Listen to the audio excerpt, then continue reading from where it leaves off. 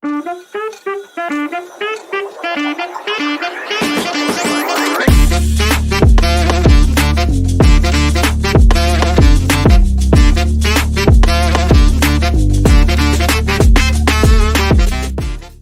squirrels, welcome back to ADHD. It is me, AV, your host with ADHD. And today, love is in the air, sort of. We are digging into relationships and how ADHD adds a few extra twists and turns in the romance department. Um, Being a person who was diagnosed late with ADHD and autism, I navigated my relationship throughout the first half of my life without really knowing why I was the way that I was. But I definitely learned, most specifically, how the majority of problems in our relationships between neurodivergents and neurotypicals really stem from missed opportunities for communication and the fact that we really don't understand another person's brain from the outside. You can only really get it from the inside. So, if you have ever been told that you are too intense, too distracted, too all over the place, too messy, too loud, that's one I got a lot. Same here. Let's try and unpack that today and see how far we get. ADHDers in relationships are like ADHDers everywhere else in their life. They are wonderful and wacky and creative and spontaneous and impulsive and late and often dysregulated and all of the good things and all of the bad things that come from being all over the place. Specifically in our relationships with other people, emotional dysregulation can lead to sudden arguments, to meltdowns. We all know our triggers. We all know that sometimes it's just too much, and that can lead us to snap at people, usually the people who are closest to us and the people we feel safest with. And that, for better or for worse, is often our romantic partners. Our impulsivity can cause misunderstandings or unintended hurt. We can really think that we communicated something very clearly, but we communicate things in our own way. They communicate things in their own way, and something got missed. You can really hurt people's feelings in that way unintentionally. Time blindness or just general challenges with executive dysfunction. I'm talking very particularly to my men here because women tend to compensate for that with systems and reminders and things of that nature. But how many times have you forgotten an anniversary, showed up late for something important, forgotten an important event, didn't buy a gift when you should have bought a gift? These things can really impact our relationships because they're perceived as lack of care. They're perceived as disrespect when really it just slipped your mind. I was told a million times when I was younger, and I bet that some of y'all were as well. If it was important, you would remember, right? When you lose your train of thought, the person says, "Oh, don't worry. If it was really that important, you'll remember it." That doesn't apply to ADHD because if it's not in front of my face, it's not in front of my face. That doesn't mean that I'm going to remember it. I need systems and support around me to help bolster my executive dysfunction or my executive functioning that isn't functioning the way that it should or the way that it does in a neurotypical brain. Why does this happen? Why do we get overwhelmed? Why do we have these misunderstandings? Why do we have these miscommunications? Why are we like this? That's a big question and one that we, have been discussing since the beginning of this podcast lifetime. There's a lot of reasons why, but the simple reason is because that's how your brain works. The second half of the question's a little bit more interested. Why does this happen? It happens because it happened. But the second half is how can I show up better for myself and for my loved one, right? How can we show up better for ourselves and our loved one? As always, by recognizing the challenge and creating the systems and the support that you need to support yourself through that challenge. Because as always, knowing something is just the beginning. Now that you know that thing, it's your responsibility to take accountability for it and find a way to make it better. So let's talk about it. Let's talk about the different things that really contribute to our challenges in relationships. The first thing that we're going to talk about is ADHD attachment patterns. ADHDers often fall into all or nothing attachment styles. We overcommit or we detach completely in relationships. So the way that this looks for ADHDers is a lot is we enter a new relationship and that person is interesting. What do we know about the ADHD brain? We thrive on 5 things: interest, novelty, challenge, urgency, and passion. How much am I interested in the thing? Is it new? Is it challenging? Is it urgent? Do I have to do it right this second? And passion. Am I passionate about it? So we start a new relationship and we're really excited about someone. Why? There's interest and there's novelty. Maybe we become hyperfixated on that thing. You know how we start lots of hobbies and then we get bored? Because we were interested in it when it had novelty, but then we got to know the thing a little bit more and then we got bored, right? That happens a lot. We know this. It happens in relationships too. If it happens with sewing or knitting or rock climbing, why wouldn't it happen with people? It's the same thing. So we start all in, and we also have a tendency to really overshare. Our social cues, especially not only for my ADHDers, if you have other neurodivergencies, especially to my fellow ASDers out there, the way that we relate to people is very different. The way that we communicate with people is very different. We show up as ourselves in our most authentic and pure form, and we expect that other people are showing up that way as well. So you show up 100% because that's who you are. You are 100%. You are just there to be there. And another person who is neurotypical, possibly sitting across the table from you, excuse me, is showing up with like an appropriate or a neurotypically appropriate level of all inness for a first date. And then they build, right? So the neurotypical person is starting at 0, 10, 5, wherever neurotypical start, I don't know, and it builds.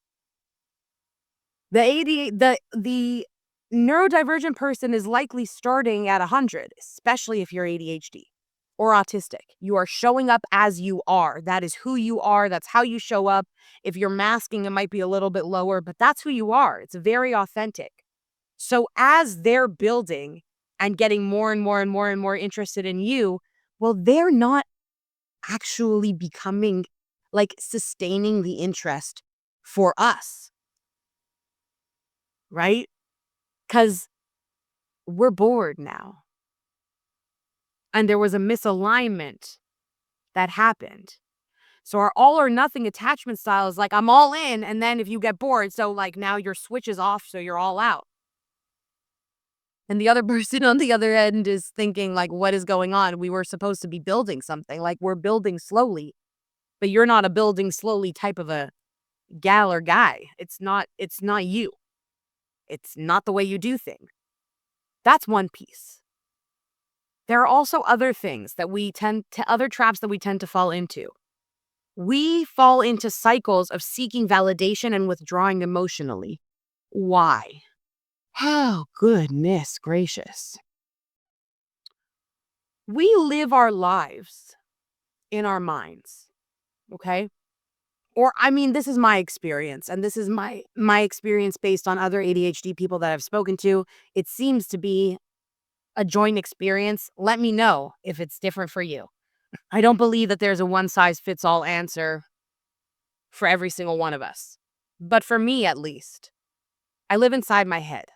So when something is happening inside my head and I'm having conversations inside my head and I'm making decisions for someone else inside my head, that doesn't always align with what is actually happening in reality. Because in reality, there's another person on the other side of this interaction who you're not including in all of your inner thoughts and all the plans that you're making inside your head. So then something is out of alignment with your expectations. This, I think, is a lot of our ASD people. Something is out of alignment with your expectations that feels incredibly uncomfortable. I had a plan in my head. I knew how this was supposed to work. I knew how this was going to go, and it's not going the way that I thought it was going to go. And that's really, really uncomfortable for me. So we seek validation. We reach out for connection. We reach out for dopamine. We say, feed me, help me, give me. I want to feel good about myself, and I don't know how to feel good about myself right now. If you get what you're looking for, you get the validation that you're looking for, then your dopamine cup is filled for a little bit and you attach more deeply to this person.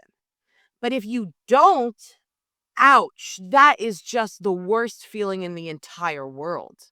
Because I reached out for connection and I didn't get it, which causes me to withdraw emotionally. Now, why is that the worst feeling in the world when you reach out for validation and you don't get it? We are back to our old friend who is not really a friend because she's a bitch, called rejection sensitivity dysphoria, or RSD. RSD means that when we have perceived rejection, criticism, or perceived criticism, it feels like somebody is taking a hot comb and scraping your skin off of your body. It is just the worst feeling in the entire world. It makes you feel like you want to just crawl out of your body. It's the worst. And that's compounded when I'm reaching out and seeking out a feeling of validation and I'm not getting it back. I could be all in one day and all out another day because I need a constant feedback loop of dopamine and validation. So what happens? You start a relationship, okay? Or you start dating somebody and you guys hit it off because you don't know each other that well. You find plenty in common. And by the way, the reason that you're hitting it off with everybody that you meet is because you are a very entertaining and likable person. So the other person on a date with you is a reflection of you, right? You're the one who's making the date a good date.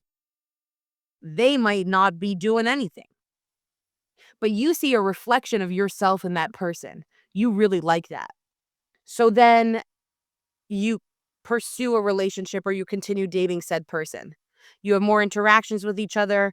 Maybe you integrate intimacy into that, which of course causes a lot more just strings and connections to be built and deepened. Whether you want it to or not, it exists. That exchange of energy is always going to impact the way that your relationship continues. And then you're all in at 100%. And that person is sort of in at 10%. And it feels misaligned. So then you give up. That's what happens at the beginning of relationships. Let's say you've made it through these relationships, right? You're further in now. And, the communication gaps didn't break anything down at the beginning of your relationship. Maybe you got married. Maybe you've continued on your life in this particular relationship. But there are continuous problems that arise. And those problems are stemming from those things that we talked about at the beginning. Emotional dysregulation. Maybe you don't really emotional dysregulation emotionally, and you're just freaking out. Will erode a relationship, even if it doesn't do that at the beginning. We talked about impulsivity, causing misunderstandings and hurting someone else's feelings. Constantly interrupting someone, jumping to conclusions, not waiting for them to finish their thoughts. Right? Those can lead to hurt feelings. Time blindness being interpreted as disrespect. And if you want to hear more about that, check out our episode from last week where we really dove deep into time blindness. The solution to absolutely every single one of these things is proper communication. Proper communication means knowing yourself, knowing what's going on, identifying what needs to be communicated, and then communicating that appropriately. But the problem is that a lot of our feelings are really big feelings. And a big feeling can take over your entire self. So, how do you communicate when you're having big feelings? I, at least, was not taught how to communicate big feelings. I wasn't taught how to feel big feelings. And when you're not taught a specific skill as a child, you do your best in adulthood. But until you learn that skill, you're going to be a little bit lacking in that area. And that's okay. When I talk about learning to communicate big feelings, this is a skill that a lot of us just don't have. And even though some of us who do have it forget, they forget to use their skills, myself included. So let's talk about a few things. Firstly, the difference between talking to someone and talking at someone. Okay? Unless you have already established with the person that you're really not looking for feedback, you're just looking for something to talk at. And we have a podcast episode a few episodes ago that talks about that more in depth, yelling towards, not yelling at. Unless you've established that, it's not acceptable to talk at someone. Disrespectful to steamroll somebody and insist on making your voice the only one that's heard and known. Okay? So if you're having a big feeling, there are a lot of techniques that we talk about, the sandwich technique, right? Where you say something good, then something bad, then something good. But ultimately, for me, it really comes down to the headspace that you're in when you are sharing your big feeling, when you're trying to communicate with somebody. Am I coming in the space of being emotionally dysregulated where I'm still feeling that feeling actively?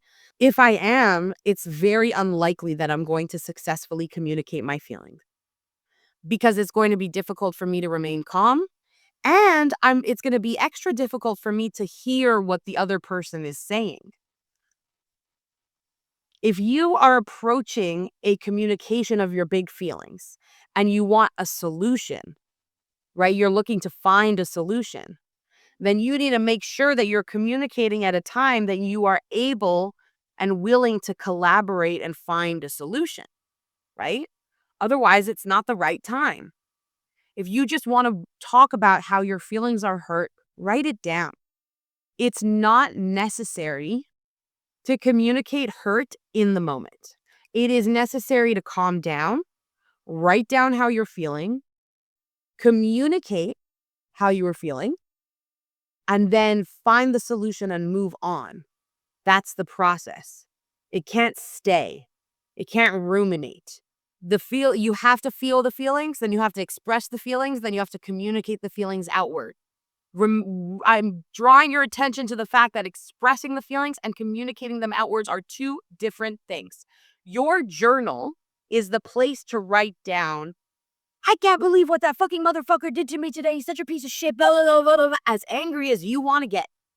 You get as angry as you want. You call up your safe person, or you write it down on a journal, or you yell into your pillow, or one of my kids likes to go into their room and talk to themselves. I actually think they both like to do that. Whatever it is, get it out, express it, go for it. Say whatever it is that you need to say. Then we move on to calming down. Yes, there was an injustice. Yes, something happened that should have happened. Yes, your feelings are hurt. All of those things can be true. Now, what do? We have to calm down and look at the situation as objectively as possible so we can communicate outwards. When we're communicating outwards, we're not saying everything that we said to our safe person, and we're certainly not saying everything we wrote in our journal. Because what happens there, and I wish I could remember who I first heard say this because I wish I could credit them. I don't remember. Your message gets lost in your mess. What that means is that the way you're communicating is so messy that the person listening can't hear you. You could be making the most valid point in the world, but if you are doing it with a raised voice, that has significantly less impact. Your message gets lost in your mess. So first things first, you have to clean up your mess before you can clearly communicate your message. When we are emotionally dysregulated, we take time away. If feelings are big, you do whatever you need to do to carve out time and space. And sometimes that's as fast as 5 minutes. Just go to the bathroom for 5 minutes and call someone on the phone and yell, expel some of that energy, some of that negativity, and then breathe it out. Take deep breaths.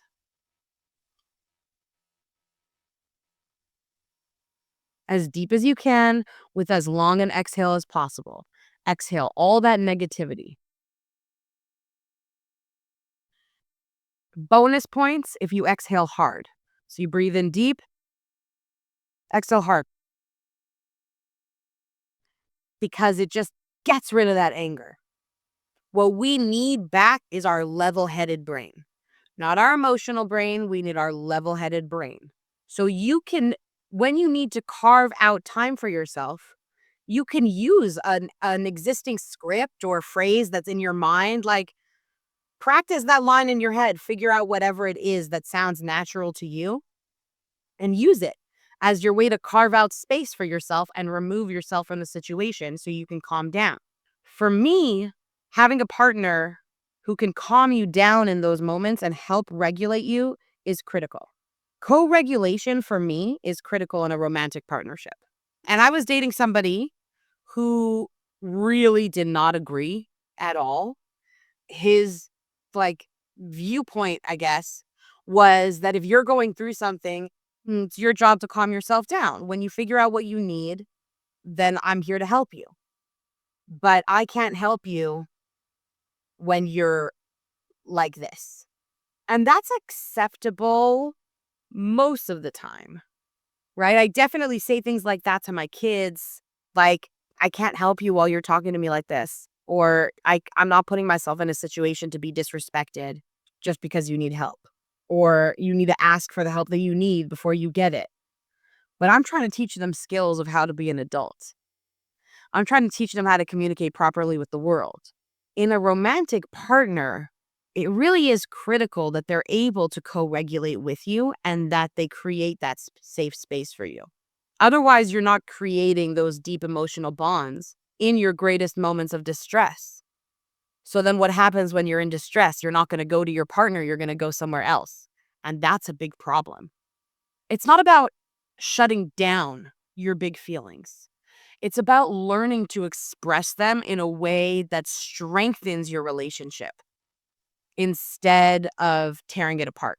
Because if you're yelling at somebody, they're not going to support you, nor should they. They shouldn't be in a position to be disrespected. If you need someone's help, it's your job to communicate how you need help. And it's a partner's job to make sure that they are constantly creating that safe space for you to feel like you can ask them for help. Because if 5 times out of 10 they berate you when you ask for help, very quickly you're going to learn not to ask for help, right? You're not going to keep asking in the hopes that the other 5 times out of 10 they're actually going to help you. You're just going to avoid it.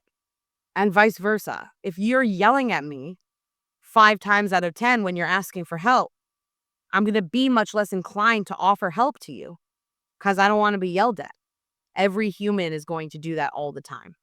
A lot of that applies to a lot of relationships, and a lot of that applies to a lot of people. So please don't feel like you're being singled out for being ADHD or for having another type of neurodivergence.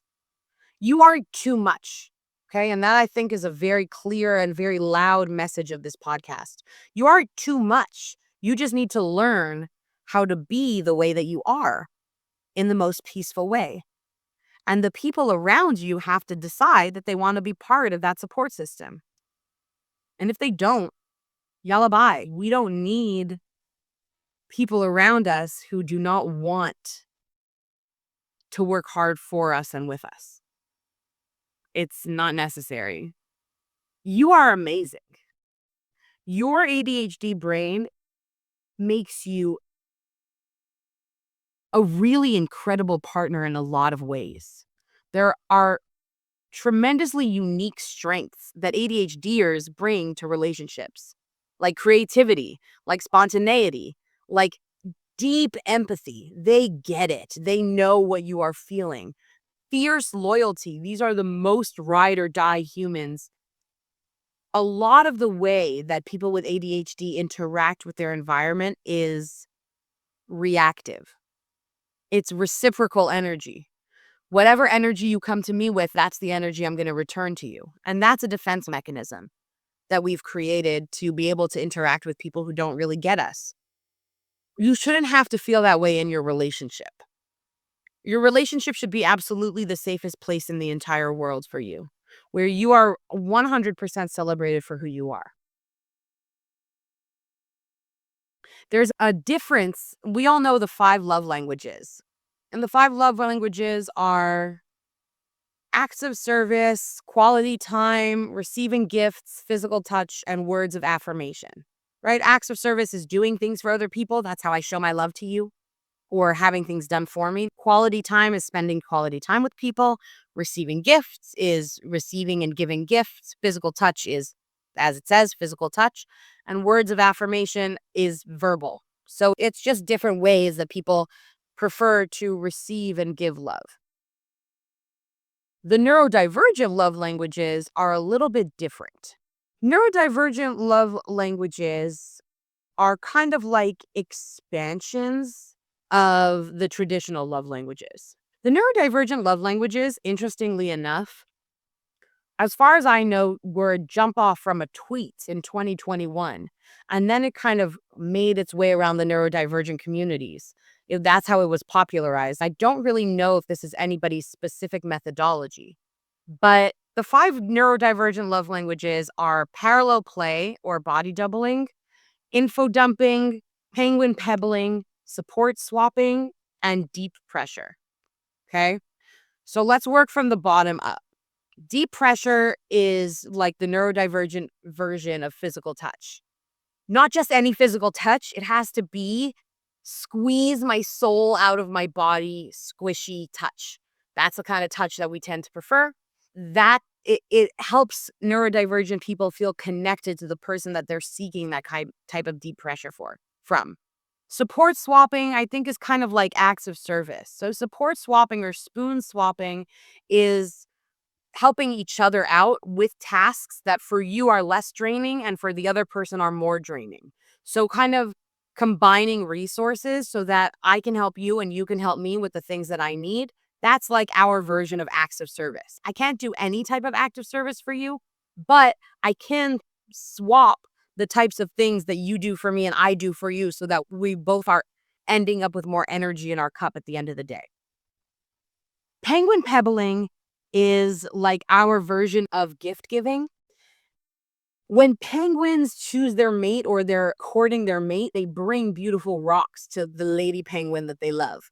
Penguin pebbling is like when you see something small that reminds you of another person and you get it for them. Or you see a meme that reminds you of someone you think will make them happy and you send it their way. Little small gifts, little small offerings, little pebbles is our neurodivergent version of gift giving. And parallel play is kind of like words of affirmation and quality time. So info dumping is like our version of words of affirmation.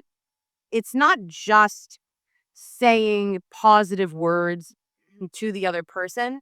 It's I care about you, and therefore I want you to know everything that I know. Because if I care about someone, then I care that they are just as full of everything that they possibly can be. So I'm going to tell you everything that I know about a specific subject as a way of sharing my knowledge with you and including you in that with my words. A lot of neurotypicals find this very annoying.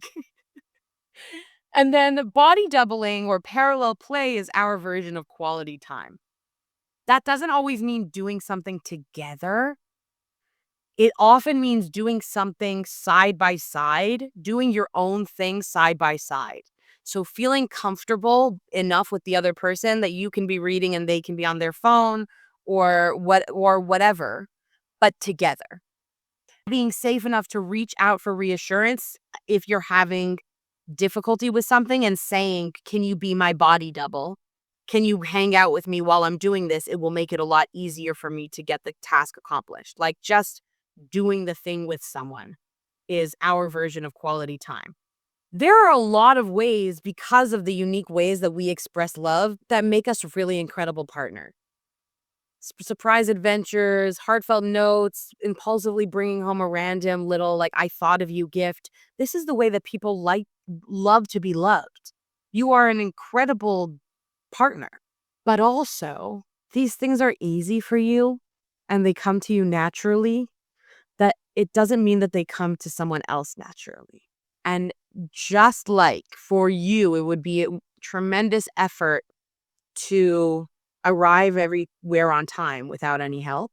Likewise, it's difficult for your partner to bring home a little I thought of you gift just because. And we help each other out in relationships. We teach people how to love us and we show people the way we want to be loved. And if you really, really want to be loved the way that you love, date someone neurodivergent. Don't date somebody neurotypical. It's going to be a little bit more difficult for you, and that's cool. Your preference can be to date people who are neurodivergent. I mean, yeah, like we're the bomb. On this episode, share what's going on with you and what has gone on in your relationships. Messy, positive, the best parts of your relationship and the worst parts of your relationship, and how ADHD or any other neurodivergence showed up in those elements of your relationship. Everything can be a strength and everything can be a weakness, depending on how we approach it. So now that we've taken a little bit of time to get to know the things in ourselves that are challenges, what do we do? How do we make it better? And what are some practical relationship tools that really are beneficial to keeping connection if that is your goal in a relationship? So, create rituals. People with ADHD, and more specifically, people with ASD and OCD, love rules and regulations and structure. Create rituals, weekly check ins, a calendar reminding for special dates, shared calendars, inputted reminders. Create systems that serve you and create rituals that work for your relationship patterns and stick to them.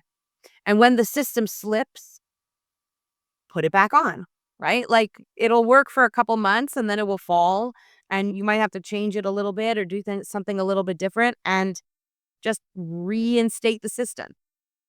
Have a journal, a shared journal where you can write something and every day or every evening, each person has to check in the journal, right? Maybe you are checking in the morning and your partner is checking in the evening, depending on what works for you guys.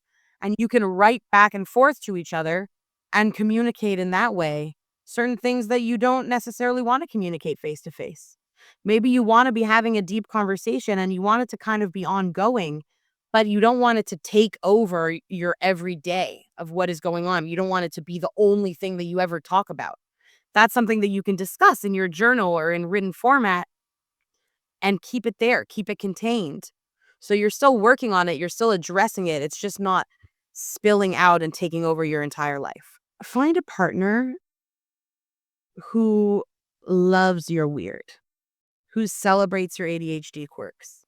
My ex-husband, who is still my best friend, he has always thought that all of my ADHD weirdnesses, even when we didn't know that they were ADHD, he thought they were cute. He thought it was kind of funny that I would forget stuff behind. He thought that it was sort of adorable that I was always running late. If he didn't, that would be a huge problem. He also found ways to support the rest of my quirks without adding on to the shame I was already feeling about them. He didn't mind hanging up my clothes, so he hung up my clothes for me. To this day, he still does my laundry for me. I cook for him, but he cleans. There's divisions of labor in our family and in our household that suit each of our individual needs. And as always, communicate. Listen actively. Focus when you are talking to your partner.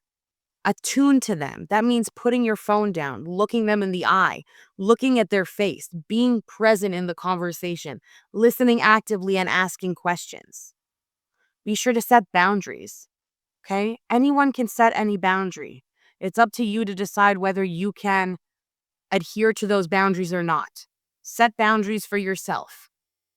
What is acceptable? What is not acceptable? And if somebody transgresses those boundaries, uphold them. Don't give in just because you have a way of rationalizing in your mind or of making excuses for people. And be sure, please, to make space for each other's needs. Everybody's brain is different, and we have patterns of communication that we understand. But really, ultimately, there's a whole individual weird going on in each person's brain. Be patient with each other. Have grace. Be kind. Be calm. And remember that just because something is obvious to you does not mean that it is obvious to somebody else. Explain it. And if they want to understand you, they're worth keeping around. If they don't want to understand you, get rid of them. Y'all, relationships can be messy, whether they are ADHD relationships or not, but that's okay. Progress is what matters, not perfection. We can't even ever possibly strive for perfection in our relationships. Don't forget, please, to love yourself first and be kind to your ADHD brain and be kind to the people who are supporting you, because supporting someone with ADHD can be tiring and it can be a lot.